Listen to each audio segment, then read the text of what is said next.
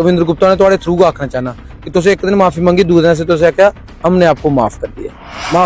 इसको यहीं पे ठप कर देते, कविंद्र गुप्ता जी माफी मांग लीजिए, ये माफी कम मजबूरी ज्यादा है। बिल्कुल ये कर रहे थे, हम ही कह रहे हैं हमने इनको माफ कर दिया।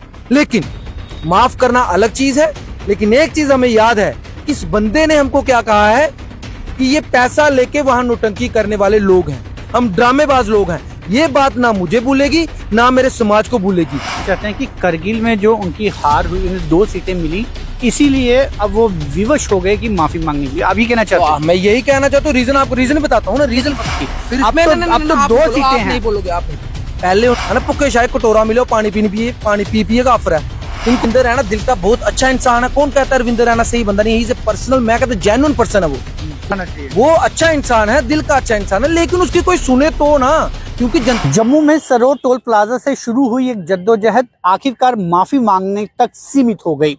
अब कविंद्र गुप्ता, जिससे कि उम्मीद की जा रही थी कि वो माफी मांगे, अब उस पर भी लगभग संशय खत्म हो चुका है।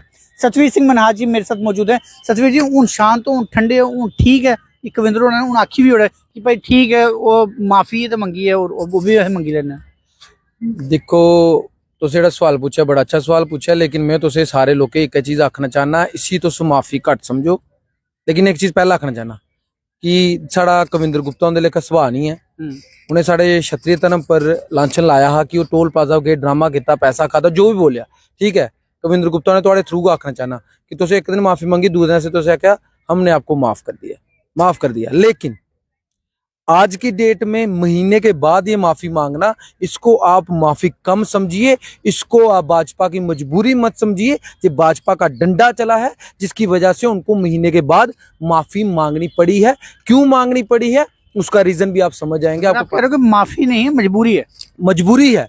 नहीं तो अगर मैं गलत बोलूं और उस समझदार इंसान को इशारा ही काफी, दूसरे दिन ही पता चल गया था कि उन्होंने गलत शब्द कहे हैं। अगर मैं समझदार होता मैं दूसरे दिन प्रेस कॉन्फ्रेंस करता, हाँ भाई मेरे जुबान से गलत शब्द निकले हैं, राजपूत समाज के क्षत्रिय समाज के खिलाफ मैंने गलत बोला है, मैंने जो कुछ भी कहा मुझे खेद और मैं माफी मांगता हूँ, ये दूसरे दिन भी हो जाता। लेकिन 1 महीना इतने धरने प्रदर्शन हुए, उनके घर के बाहर नारे लगे, हर जगह नारे लगे, हर एक बंदे ने उनके खिलाफ नारे लगाए, फिर जाकर उनको माफी मांगनी पड़ी। रीजन वो भी नहीं था। मजबूरी क्या लगती है? मजबूरी ये हुआ कि इस दौरान, क्योंकि अहंकार में आपको मैं बताना चाहता हूं कि भारतीय जनता पार्टी विश्व की सबसे बड़ी पार्टी, ये खुद भी कहते हैं, मैं भी मानता हूं, इस बात को मानना चाहिए, मैं मानता हूं।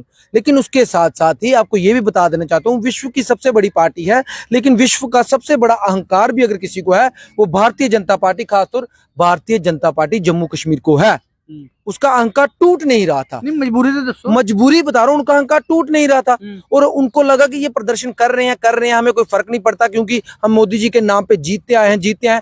करगिल में जो इनके साथ हुआ, जो करगिल में इनको तमाचा वहां की जनता ने लगाया चुनाव के दौरान, वहां से ये घबरा गए, डर गए, क्योंकि इन्होंने देखा कि आगे ही बीजेपी का ग्राफ जम्मू कश्मीर में 0 चल रहा है। हमारी माएं हो, हमारी बहनें हो, हमारे बच्चे हो, हमारे नौजवान हो, हर बंदा is totally against Bharatiya Janata party. जब उन्होंने देखा कि हम वहां से हारे हैं, इसका प्रभाव जम्मू कश्मीर के आने वाले चुनाव में ना पड़े, और उसमें सबसे बड़ी दिक्कत यह आ रही थी कविंद्र गुप्ता जी, जिन्होंने क्षत्रिय समाज को सीधे सीधे ये कहा था कि ये पैसे लेके ड्रामा करने वाले लोग हैं, और हम सब ने मन बना लिया कि हम इनको बायकाट करेंगे। अब इन्होंने माफी मांगी है, माफी के बदले माफी देनी होती है। हम इनके खिलाफ इंटरव्यू कर रहे थे, हम ही कह रहे हैं हमने इनको माफ कर दिया। लेकिन माफ करना अलग चीज है, लेकिन एक चीज हमें याद है कि इस बंदे ने हमको क्या कहा है कि ये पैसा लेके वहां नौटंकी करने वाले लोग हैं, हम ड्रामेबाज लोग हैं। ये बात ना मुझे भूलेगी ना मेरे समाज को भूलेगी। इन्होंने अपनी पॉलिटिक्स वहां की हार को देखते हुए, वहां के डर को देखते हुए कि वो हार जैसी हार यहाँ पे ना हो जाए, हम माफी मांग लेते हैं, जैसे इनका काम होता है, लास्ट में आके मूर्ख बनाते हैं। अगर ये जीत जाते तो मुझे नहीं लगता ये माफी मांगते। आप कहना चाहते हैं कि करगिल में जो उनकी हार हुई, उन्हें 2 सीटें मिली, इसीलिए अब वो विवश हो गए कि माफी मांगने के लिए। अभी कहना चाहते हैं, मैं यही कहना चाहता हूँ। रीजन आपको रीजन बताता हूँ ना, रीजन बताता हूँ। लेकिन बीजेपी ये कहती है कि उन्हें हार का इतना दुख नहीं है, क्योंकि वहां पर उनके पास पहले 1 सीट थी, फिर अब तो 2 सीटें हैं। नहीं बोलोगे, आप नहीं बोलोगे। पहले उनके पास एक भी वोट नहीं था, फिर उन्होंने 700 वोट लिया, फिर उन्होंने 2500 वोट लिया, फिर उन्होंने 11,000 वोट लिया। यही भारतीय जनता पार्टी कह रही है ना, हाँ मैंने मान लिया आपने 1 से 700, 700 से 2500, 2500 से आपने 11,000 वोट लिए, लेकिन हार तो हार होती है।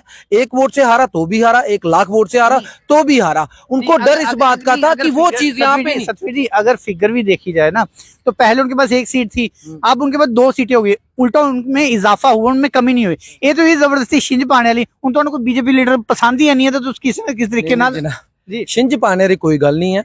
मैं हिंदी में कहूंगा, ये ड्रामा करने की, लड़ाई बनाने की कोई बात नहीं। आपको उन्होंने जो लीडर पसंद ही नहीं है, तो इसीलिए अब आज बीजेपी क्यों नहीं पसंद है जनाब? बीजेपी पसंद ही थी तो 2014 में मैंने, मेरे परिवार ने, मेरे आगे पीछे के लोगों ने 1 साइडेड वोट भाजपा को दिया। पसंद ही थी तो दिया ना।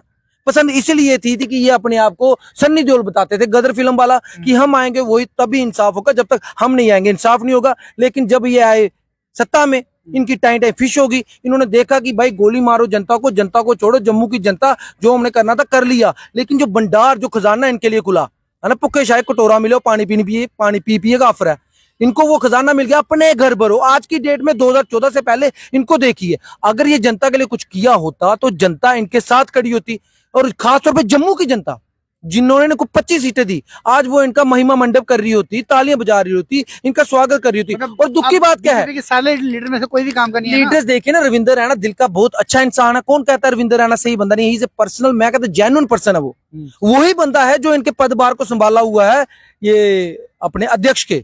अगर उसकी जगह कोई और होता तो मेरे ख्याल से वो कब का इस्तीफा दे चुका होता, कब का हार मान चुका होता। जनता को उससे दिल लगाना चाहिए। वो अच्छा इंसान है, दिल का अच्छा इंसान है, लेकिन उसकी कोई सुने तो ना, क्योंकि जनता को काम चाहिए, काम होता नहीं है।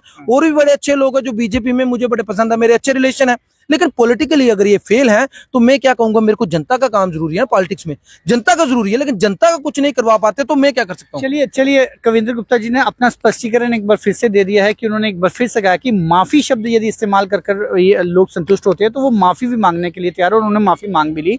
लेकिन अभी भी हमें जो लग रहा है कि क्षत्रिय समाज के भीतर का गुस्सा शायद उस माफी से शब्दों के, एक छोटी सी बात, सिर्फ क्षत्रिय समाज नहीं, महिलाएं, बहनें, हर समाज के लोग हमारे साथ थे। बार बार ये कह देना क्षत्रिय समाज, हाँ हम क्षत्रिय हैं, लेकिन क्षत्रिय के पीछे ब्राह्मण भी है, क्षत्रिय के पीछे समझ जाते हैं, पूरा डोगरा समाज हमारे साथ था। इनको वही डर लगा, क्योंकि हम बार बार इंटरव्यू में ये नहीं कहते थे कि क्षत्रिय समाज करेगा, हमने ये भी कहा हमारे साथ हर समाज में, हर वर्ग में, हर वर्ग हमें चाहता है, हम घर घर जाएंगे, इनको बायकाट करवाएंगे। माफी इन्होंने मांगी, माफ कर दिया, लेकिन जो बातें इन्होंने कही है कि वी आर ड्रामेबाज, हम पैसा लेते हैं, ये बातें तो हमारे दिल पे लगी हैं। और ये बातें इनको आने वाले वक्त में ड्रामा होगा, सियासत में ड्रामा होगा, पॉलिटिक्स में ड्रामा होगा, घर घर में ड्रामा होगा जब ये चुनाव लड़ने चाहेंगे। और मैं ये भी कहना चाहता हूँ बीजेपी वालों, एक सलाह आपको देना चाहता हूँ, कविंद्र गुप्ता जी की टिकट काटिए और गलती से भी इनको नहीं लेके जाइएगा, इनको कहीं नहीं लेके जाइएगा, क्योंकि ये आपका नुकसान ही करेंगे। बाकी ऑलरेडी जनता तो तैयार है आपको सबक सिखाने के लिए। नक्सल में ये है कि फिलहाल माफी मांगने के बावजूद भी, हालांकि जो अपर लेयर रहती है, अध्यक्ष, प्रेसिडेंट, वाइस प्रेसिडेंट, ये वो पोस्ट वाले, उन्होंने भी सेटिस्फाई हो गए हैं कि चलिए माफी अगले दिन ने मांगी और हमने माफी जो है वो एक्सेप्ट किया। लेकिन फिर भी समाज के जो लोग हैं उनमें गुस्सा अभी भी व्याप्त है। और जिस तरह से सतवीर जी ने बोला कि आने वाले समय में शायद जिसको जहां मौका मिलेगा वो अपने अंदर की भड़ास जो है वो जरूर निकलता जो है वो देखे जाएगा। फिलहाल आप हमसे जुड़े बहुत बहुत धन्यवाद।